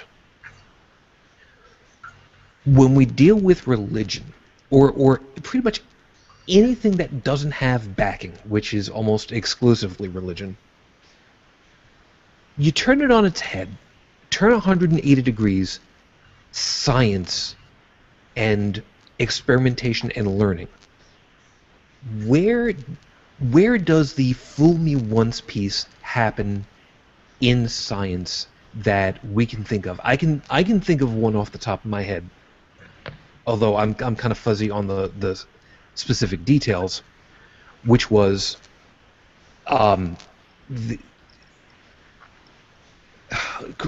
shoot, I'm not remembering exactly what it was. There was an excavation where supposedly, shoot, I'm losing it now. I'm trying to remember if it was supposedly an excavation where a tribe of, now I remember what it was. It was on Skeptic's Guide to the Universe last year. They had unearthed what they were terming the Hobbit people, Uh-huh. where they thought that it was a genetically disparate species of humanoid that were shorter, stockier build, different build, only to discover afterwards that the individual or individuals just had various birth defects of some kind, genetic defects that made them shaped that way, misshapen by comparative standards. Which happens. Yes. Yep. So they thought that they had something brand new, and then all of a sudden, well, not okay. Wait a minute, not so much. Mm-hmm. Oh, wait, that's not exactly fool me twice, then, was it? Okay, well, there's got to be something else. I mean, coming up, Brontosaurus. that one's still caught in my head, and I still can't get away from that. Explain. Brontosaurus never actually existed. What happened was the head of a known dinosaur got mixed up with the bones of another dinosaur. I believe it was a Diplodocus, and they thought, oh, it's a new kind of dinosaur, and they called it a Brontosaurus. And for decades, everybody was like, because that was like my favorite dinosaur when I was a little kid. I was like, ooh, Brontosaurus is really kind of cool and long neck and stuff. And turns out that no, it never actually existed. It was a mistake. Yeah, I always saw them depicted as being very, very smooth, elegant, moving creatures. That's why I liked it, because it had this sort of this rounded body with this big, long, elegant, curvy neck and the little tiny head and all of that. But no, it never actually existed. I kind of had an "Are you serious?" moment in the first Jurassic Park movie when they showed that particular type of dinosaur rear up on its hind legs. Yeah. Brachiosaurus. There was actually, I believe, a scientist who said, if one of those things actually did that, it would collapse under its own weight. Mm-hmm. Like, it would break every bone in its hindquarters. And actually, wow. So that also is a fool me once thing. Damn it. Anyway, just off topic for no reason. You know why animals don't get as big as they were, say, in the Jurassic, Cretaceous, whatever period? Oxygen content in the atmosphere, isn't it? Exactly. Mm. Wait a second. I thought it was because the moon was closer and its gravity was counteracting the gravity of Earth and made them 11. What? Has a lot more to do with the oxygen content of the planet. You see, when you see the gigantic insects, that is why you don't have spiders the size of dogs. There's just not enough oxygen in the atmosphere right now. Their bodies could not metabolize. They would be too large. There would not be enough oxygen through their breathing. Suffocate. Yeah, that and collapse under their own weight, because their muscles would not have enough oxygen to do it. Joseph says we should have a funeral for the Brontosaurus. Aww. Yes, He was not aware of that. Yeah, we can put it right next to Pluto. Yes. Oh, there we go. And just because it's the only one that I know of in my limited knowledge that is fun, we should actually do like a double Irish wake for the Brontosaurus and Pluto as a planet. There we go. I was about to bring up Well, Pluto. supposedly they're reclassifying Pluto as a planet again. Well, they've come up with a new classification. An exoplanet or something. Now, isn't it? guess what? I learned on my show this week why that whole Pluto thing happened, apparently. Our friend Wesley from Atheist Nomads was on the show, and we were talking about it, and he said that there was a moon out on some other planet, and they decided... No, it was a small planet, and they decided to get away from the Greek-Roman god naming convention, and they called it Xena for Lucy Lawless. And then they found later that said small planet had a moon, and guess what they called the moon? Gabriella? Yes, Gabrielle. And so eventually somebody figured out that they had gone all nerdy and departed from the traditional naming convention, and they tried to figure out a way that they could force a change on it, and they examined the planet and determined that they thought the characteristics of this planet didn't actually warrant it being a planet, and they downgraded it to not being a planet, but at the same time realized that Pluto had the same characteristics of said planet, and it became a casualty of this whole naming thing. Actually, And so now it's known as a whisker biscuit. Yeah. So now there has to be a 2-hour made-for-TV movie with Xena where she goes and slays the mythic god Pluto. There we go. Yeah, Joe. actually, Pluto wasn't necessarily named under that convention. No. Okay. Pluto It was named by an small. 11-year-old. It was named by an 11-year-old girl. Disney. Mm-hmm. It fits. It Wow. fits, yes.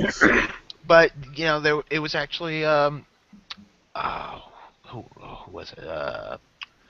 It was Clyde Tombaugh who observed it, and then it was the idea of an 11-year-old British girl. Who's her name? Oh, Venetia Burney. So yeah, Ooh. Okay. So cool. Cool. So my All fool me once thing for science was the egg. It's good for you, it's bad for you. Now it's good for you again. Well, no, it's only the yolk's bad for you, but the white part's good. You make up your mind. I'm trying to have breakfast. There's so many things like that. Like, drink wine. Oh, don't drink wine. Drink some alcohol. Don't drink any. Don't drink coffee. You make up Oh, your wait, mind. I'm trying to binge drink. Yeah. Vitamin C. Milk. Yes. What kind of milk? Whole milk, 2%, 1%, skim. You know what? I'm just gonna eat what the hell I want, and Uncle Kage found a wonderful solution to that. He only has one glass of wine a day. Mm-hmm. Yes, but isn't that about the equivalent size of a Not commenting on the claw-footed- size. Not commenting on the size of said glass. Yeah, claw-footed tub is what I was thinking. He's got this one that somebody got him. It's literally the size of what you would expect for like a Golfers World Cup or something like that. It's just gigantic. He had to use a straw. I thought mine was pretty good, but no, can't compete with that. No, it's a very nice looking goblet there. Thank you. Your drinking vessel is very nice too. So speaking about Pluto, and this actually will tie in before we completely get out of here. Leave me alone, Joe. I'm tired. I'm drugged up. I'm getting away with what I can. DJ rule number 0. Hey. At this time, there is a mission still on its way out there to Pluto as we speak. As of the recording of this episode, which is 14 December, currently approaching 2 a.m. Eastern Time, 2014, which means, yes, we're running a little bit late, but we'll be getting out of here shortly. The New Horizons mission is still en route. It is currently inside of a 99-day rehibernation, as I'm reading the scroll as it's coming through. It is expected to reach its closest approach to Pluto in 212 days, 4 hours, 52 minutes, and 30 seconds. Yes, they time it to the second. And if we've learned anything from NASA, if they're going to go ahead and time something out to the second, they know what the hell they're talking about, and they're going to be right on the money. I mean, look at the Mars, the Mars SUV. It was landed after who only knows how many millions of miles to, what was it, 2 kilometers away from where it was supposed to be? Some such bizarre number. But it was amazing. The comet was more impressive. True, but we'll do a little bit more on that. Hopefully, Dallin will be back momentarily before we have to get out of here. But through all this time, NASA has only had ground-based pictures and then close space pictures. Even Hubble's incredible camera only sees it as a fuzzy disk because it's not designed for looking here in the solar system. It's designed for looking out into space, into the absolute depths of time and space itself.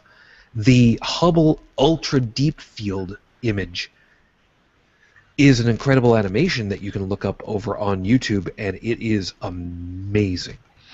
They pointed Hubble in a space about the size of a grain of rice held at arm's length, I believe they said it was, and they just pointed it there where there was otherwise nothing that they knew of. And they were able to go back in time, an incredible amount of time. The Hubble Ultra Deep Field image is what you'd be looking for. It's absolutely amazing. Yes. The thing about the thing about the New Horizons project is the reason why it's very specific when they launched it, because when New Horizons is due to reach Pluto, it's going to be during Pluto's periapsis, pretty much, where it's closest to the Sun on its orbit, because it does not have a circular orbit.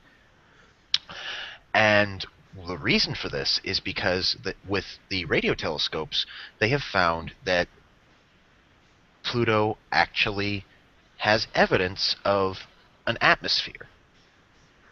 You wouldn't think that something roughly the size of the Moon would have an atmosphere. The Moon doesn't. Why would this? It has ice on it. And when it very much like a comet, when it gets close to the Sun, or closer than it usually is, that ice does in fact evaporate, and it does maintain a very, very minute atmosphere for a short time. Or at least that's what we have evidence of. Obviously, in the time that we've known about Pluto, it hasn't even completed a few degrees of its orbit. But, Well, Dallin dropped out, so I figured just to be on the safe side, I'd send him, re-invite him back in. Sorry, the ping got me. It's okay. But on top of all that, there is still a big question yet to be answered. Is Pluto a single entity? There's a possibility that's been bandied about that Pluto may be as many as 5 individual objects, all gravitationally bound to each other. So we've never seen Pluto in the kind of detail that we're about to, quote unquote. I mean, in 200 days, we're going to have amazing information that we've never had before. And I, for one, can't wait. I'll have to, like everybody else, but I can't wait to see what we get. We have Dallin back. Yep, Yeah. temporarily at least. Let me get. I'm actually on my. I'm on my cell phone right now. Just my computer's rebooting. It just blue screened on me all of a sudden. Ow. Ooh, I thought you had a power outage because you're dark. like really, really dark. Hey, it's Well, called Aboriginal, hon. Shut up! I just started the fire in a room here. Okay. No, my phone just happened to be in a room where the light is mostly turned off. So. Aha. The only thing I was going to comment on what you were talking about just a moment ago, Shujin, is that wouldn't it be just a kicker if it gets out just past Neptune and then the Kraken eats it? For those of you that don't understand the reference, it's a reference to Kerbal Space Program. If the physics on a ship suddenly make it spontaneously disassociate, that's typically been referred to as the Kraken eating it or claiming, which is kind of almost as funny as I want to see Dallin's face when this one comes through.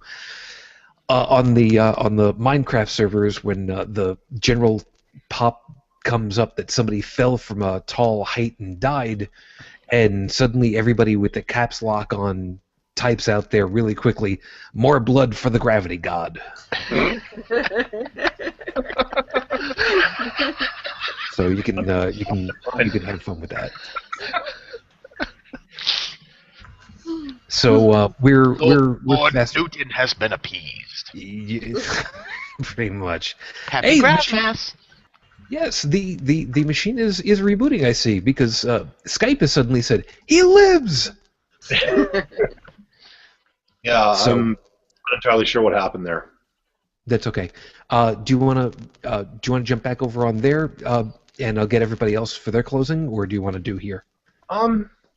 Yeah, sure. Just give me a second, and I'll do that. Sure, I'll resend the invite for you in just a couple seconds. Okay, thanks. No worries.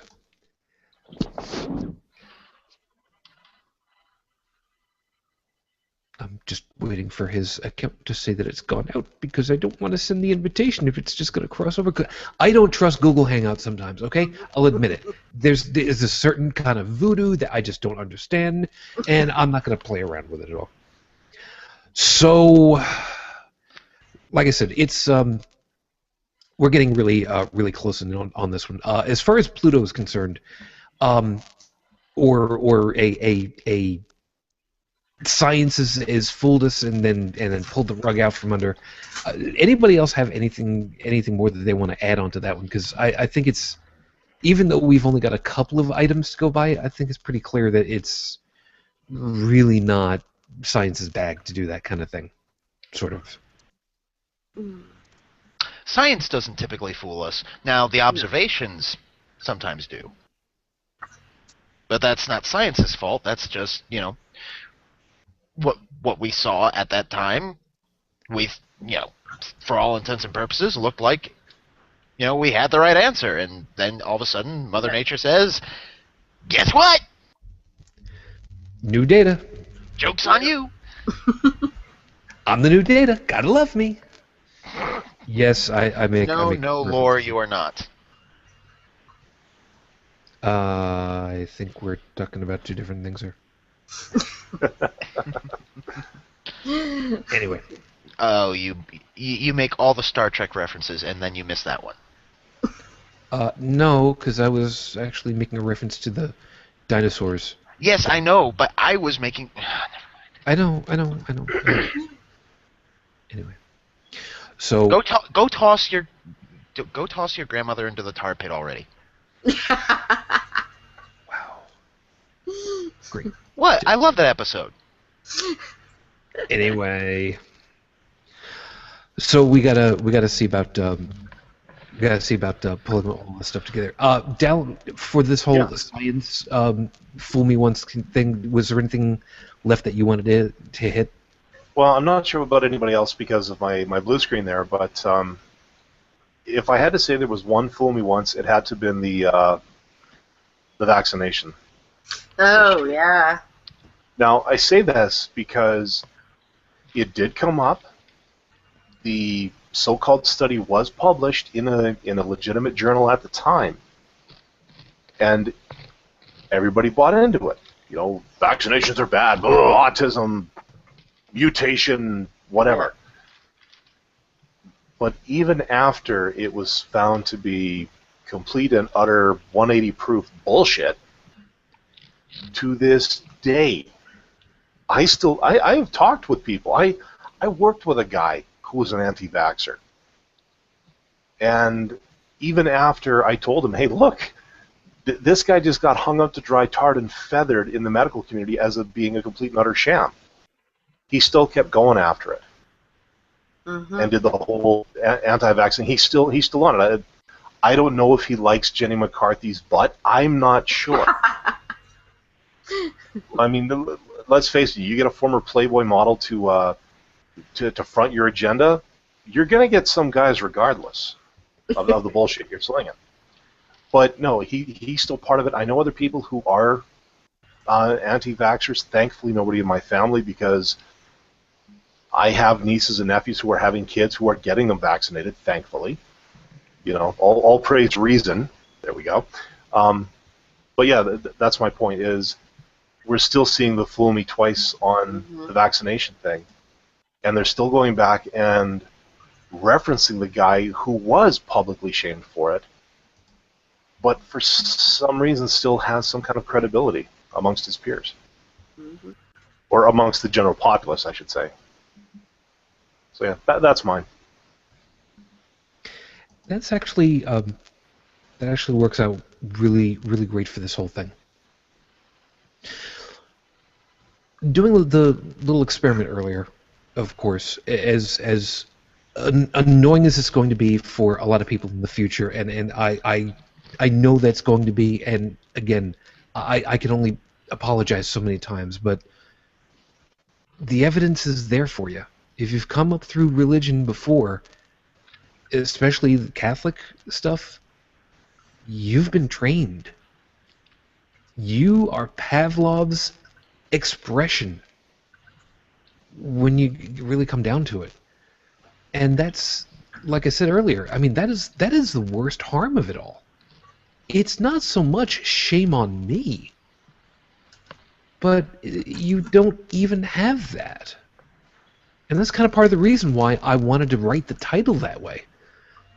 Because you can fool me once and keep going. And if I've been taught wrong, and I accept it because I was taught by people who were themselves taught wrong, and so on and so on and so on, it just becomes the norm. It just becomes the cultural norm. It becomes the societal norm. And that's a problem. Not because it's wrong and it keeps getting perpetuated, but because it gets perpetuated in an enclosed space, isolated from question. We've talked about this on several occasions, and the more that I make reference to it, the more I think to myself that my fight, if you even want to call it that, my disagreement, is not with religion. My fight and disagreement is with dogma. Mhm. Religion be damned. They've all got good pieces that they do, and they've all got bad pieces that they do. There's a piece about that. I'm not gonna talk about it right at the moment because I want to save that for another time. But it doesn't matter which religion, because it depends a lot on what you're defining the religion as being. After all, the Aboriginals in Australia had their mythos of some kind, and the tribes of Africa that have been isolated for how many generations have got theirs, and the Native Americans and the Inuits and the Native Alaskans, they've all had their mythos. After all, here in the Americas, a lot of the Native Americans, the ones that we've typically referred to as Indians improperly, they don't see the man in the moon. They see the rabbit in the moon. And now there are culturally some people who look up at the moon at a full night and they see a unicorn's head. And I can understand that. But they're all wrong, of course. It's just the moon. And it's something that's inside of our heads. It's the pareidolia giving us something that we can latch onto and see a pattern of and keep with it because it's something that we hold some kind of reference for. And that's the problem.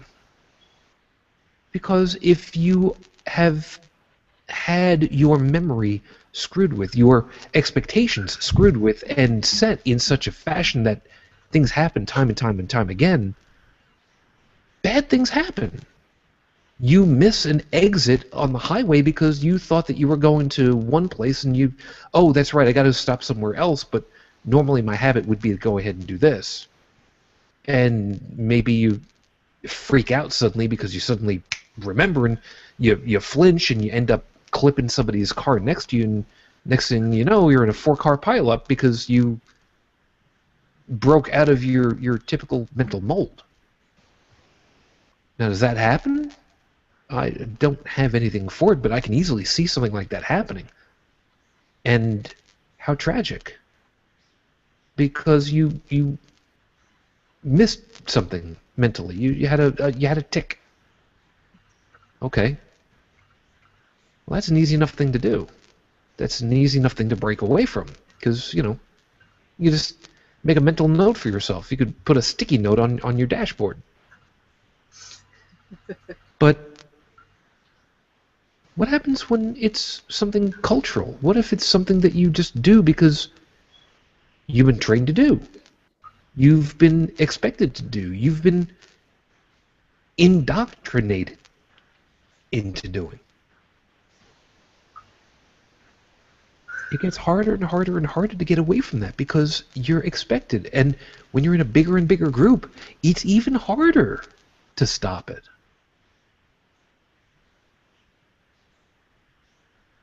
Maybe that's part of the reason why there are so many kids, newborns, who die from syphilis or herpes. Because they have unwittingly become indoctrinated into a culture that says you don't need to have that extra piece of skin on your body. You were built wrong in the first place. Let me take care of that for you. And let me clean the wound in one of the most unsanitary ways possible.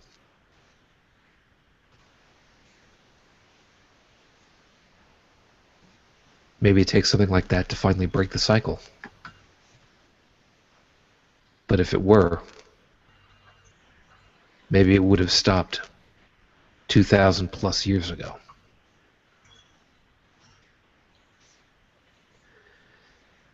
As always, thank you for taking the time to watch with us.